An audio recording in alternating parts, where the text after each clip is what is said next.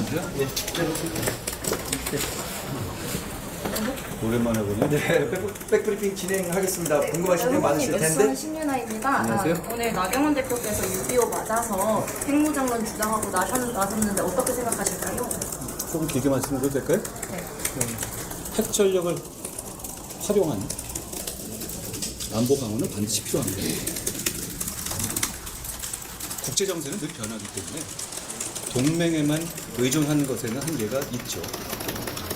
그러니 저는 일본처럼 마음만 먹으면 언제나 핵 무장할 수 있는 잠재적 역량을 갖추는 것이 지금 시점에서 필요하다고 생각합니다.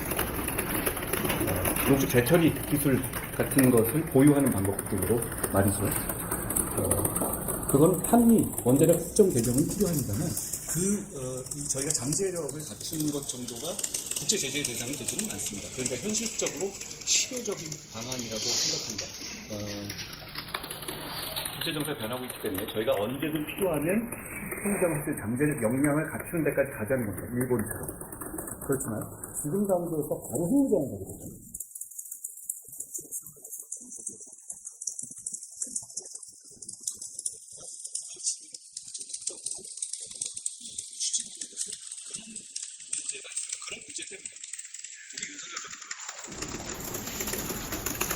그 이전 정부와 차원이 다른 수준의 한미 관계를 복원했습니다. 좀 대단한 업적이라고 생각합니다.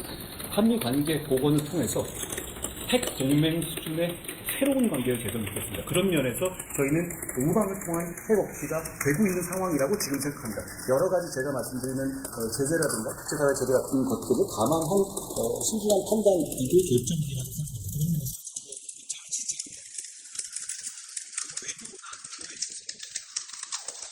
정부가 전문가적인 판단을 한 것에 대해서 집권 여당이 최대한 지지해줘야 한다고 생각합니다.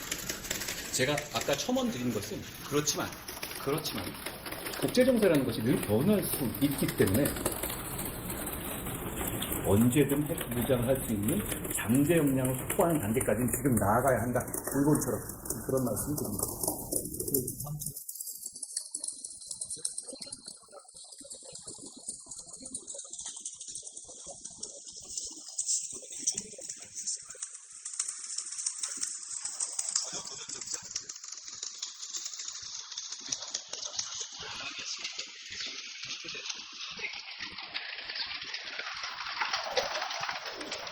그런 식의 비정상적 임기 단축은 국민들에게 피해가 옵니다.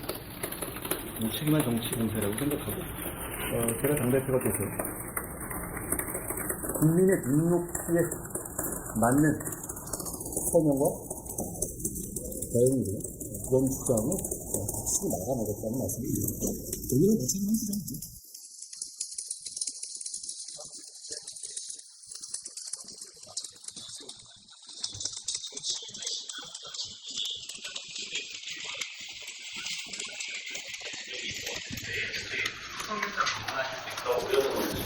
그것 때문에 좀 고민했습니다. 그래서 제가 원래 저희 스태프들은 그 참사가 난 직후에 취소하고 가자는 말씀을 많이 했는데 제가 고민을 많이 했는데 그럼에도 불구하고 어느 정도 재난 상황이 정리된 이후에 저는 가려고 했던 것이고 그래서 좀 시간을 미뤄서 갔던 것인데요.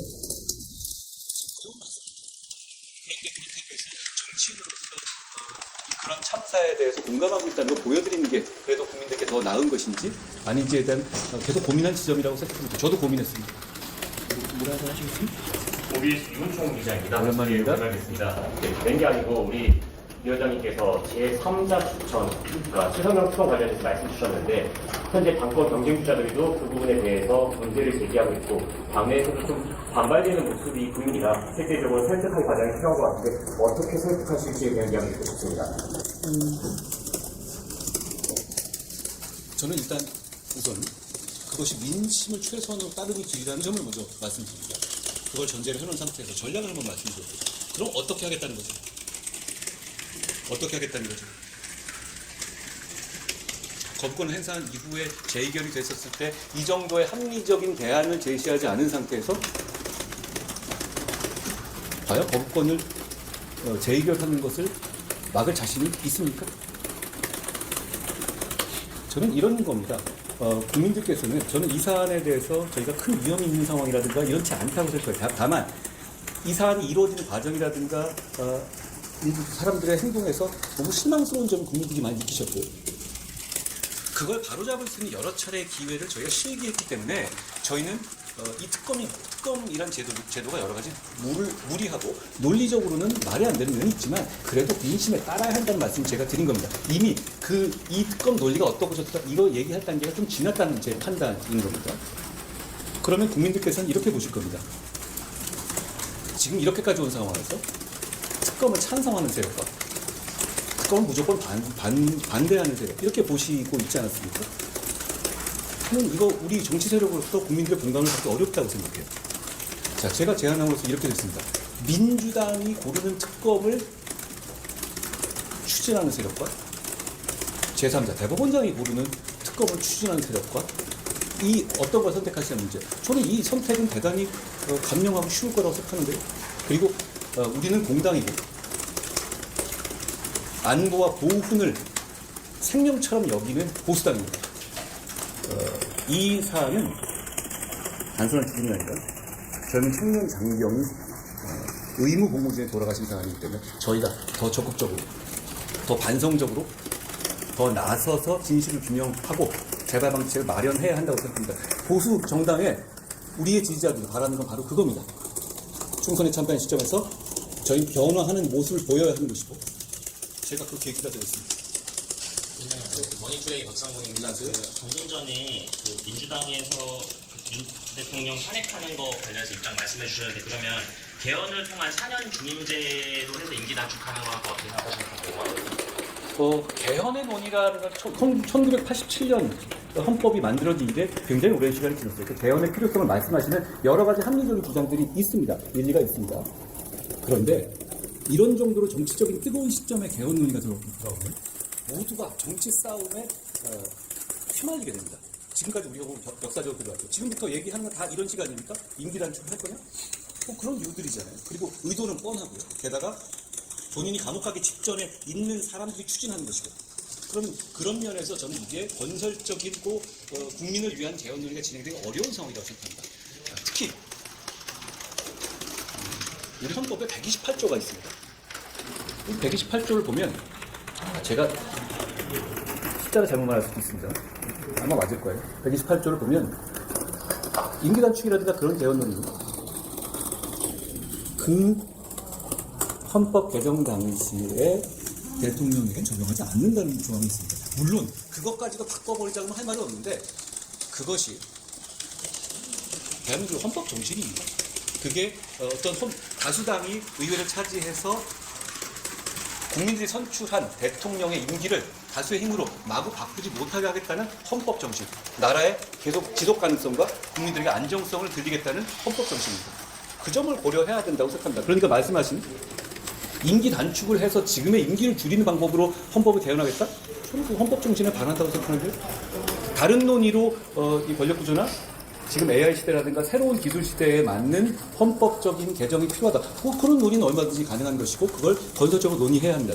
그런데 야당이 말하는 논의는 그게 아니지 않습니까? 끌어내리겠다는 거. 탄핵을 주장하는 것과 이름만 바꾼 것 아닌가요? 그런데 그건 헌법적으로도 헌법 정신에도 반하는 것이다 라는 말씀드립니다. 위원장님, SBS 안혜진 오랜만입니다.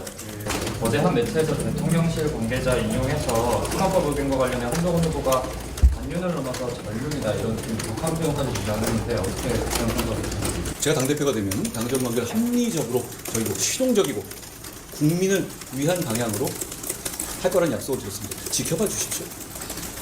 위원장님, 최상병 특검 같은 제시하지 않는 경우요, 당신보다 민심을 택하는 손톱이다 이런 평가가 있습니다. 당신도 동의하실 거라고 생각합니다. 왜냐? 당이 살고 정부가 사는 길입니다. 이 정도의 정면 돌파, 합리적인 안 없이 어떻게 이 난국을 돌파할 수 있겠습니까? 그리고 우리 국민의힘, 우리 보수정당은 이런 문제에서 빙빙 돌려가면서 발 빼는 정당이 아닙니다. 우리의 바라는 것은 잘못한 것은 잘못한 대로 인정받고 잘못한 것은 사죄하면서 정면으로 국민들에게 나아가는 정당입니다. 저는 그런 정당으로 나아가는 것만이 지금의 우리 국민의힘이 겪고 있는 큰 위기를 극복할 수 있는 길이라고 확신합니다. 그래서 나왔습니다. 위원장님, MBC 서하입니다. 예, 안녕하십니까. 그 총선 당시에 도태우 장해찬 후보 관련해서 복당은 없다라고 못 박으셨는데 최근에 황호엽 비대위에서 복당 또는 대사면의 논의가 있다라는 보도라든지 좀 취재가 나오고 있어서 어떻게 생각하세요? 지금 제가 지도부가 아닙니까? 특정 인물들의 복당 여부에 대해서 말씀드릴 문제는 아닌 것 같습니다. 다만 이 복당과 관련해서는 우리 당의 그동안 쌓아온 관례나 기준이 있다 이런 정도 말씀드립니다. 하나만 더 드리겠습니다. 지금 추경호 원내대표 원내사항이긴 하지만 추경호 원내대표가 사의를 발표하면서 사의를 해야 된다고 보십니까? 지금 원 구성 상황에 대해서 여러 가지 물어보시는데 사실 뾰족하게 떨어지는 답이 없죠. 저는 이런 문제라고 생각합니다. 지금 민주당이 너무하잖아요. 이렇게 하는 적 없잖아요. 이런 정도 이국 체제를 유지하고 이런 정도로 폭주하는 정당이 있었습니까? 그런데도 불구하고 국민들께서 비판은 하고 계시지만 아주 강하게 이러면 안 된다고 제지하고 하는 정도까지 나아가고 계시지 않습니다. 저는 그 이유가 우리 국민의힘이 총선 이후에 2달간 충분히 반성하고 심판을 받아들이고 심판을 반영하는 모습을 보여드리지 못했기 때문이라고 생각합니다. 저희는 저희가 변모하고 국민의 마음을 얻어야 된다고 생각합니다. 거기서 출발하면 민주당도 역시 대중정당이기 때문에 저희가 국민의 마음을 얻게 되면 국민들이 강하게 민주당의 지금의 문제점들을 제지하실 거라고 생각합니다. 그 전까지는 저희는 굉장히 어려운 상황을 맞게 될 겁니다. 그 과정에서 추경호 원내대표가 고군분투하고 계시다고 생각합니다. 추경호 원내대표가 좋은 결단 그리고 당을 위한 결단 그리고 책임지는 결단을 내려주셨으면 좋겠습니다. 저는 추경호 원내대표의 원만한 성품과 토론 능력, 의회 정치인으로서의 자세, 유능함을 대단히 신뢰합니다. 후보 등록하실 때요, 당원들에게 쓰는 편지 600자 후보님들 다 적어서 넣으셨잖아요. 그 내용은 좀 궁금한 거 말씀해 주시겠어요? 제가 오늘 말씀드린 것과 비슷합니다. 당연히 대단히 어렵고 이 상황에서 제가 총선은 저희 책임입니다. 그리고 그 총선을 108일 동안 겪는 과정 속에서 제가 당원들과 우정을 쌓을 만한 마음의 여유가 없었습니다. 그걸 하고 싶다는 것이고 그리고 그 과정에서 우리 당이 처한 문제점들을 제가 적나라하게 보고 느꼈습니다. 제가 그걸 바로잡고 물론 저부터 반성하고 우리 당을 위기로부터 구해내겠다라는 다짐의 말씀을 드렸습니다. 안녕하세요. 어제랑 오늘도 사무소 전직자들과 인사를 하시기로 했는데 혹시 특별한 이유가 있으실까요? 저는 우리 당의 기둥이 훌륭한 당뇨들이라고 생각합니다. 당은 우리 당뇨들을 여러분들은 저희 같은 사람만 보시지만 실제로 우리 당을 움직이고 우리 당을 강하게 만들고 유능하게 만드는 것은 사무처의 당직자들입니다. 당연히 제가 먼저 찾아뵙고 어떤 이유로 당대표에 나서는지를 설명드리는 것이 맞다고 생각합니다.